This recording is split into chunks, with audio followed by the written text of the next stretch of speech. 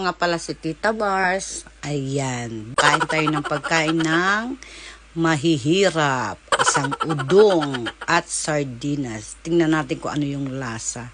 Kung kakayanin ba ng ating sikmura. Kung tayo ba ay mag-iinarte kagaya ni Tito Mars.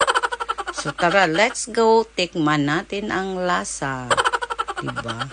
Kasi ganun siya ka-arte. Kaya tingnan natin kung ganun din tayo mag-inarte.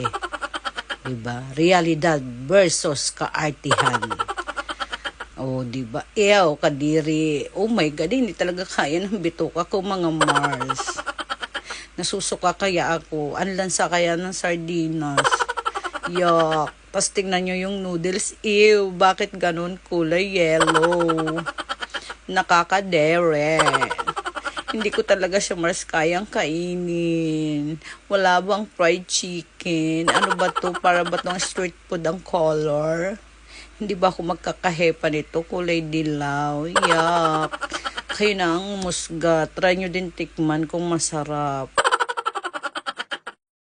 Ew, nakakadiri.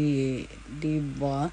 Hindi ko talaga maatim kainin sa mga Mars. Hindi siya kayang lunukin ng aking bituka. Kaya ew, hindi ko na siya type.